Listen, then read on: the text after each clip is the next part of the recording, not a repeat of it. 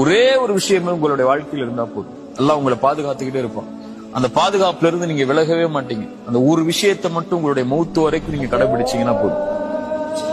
Fajr தொழுங்க.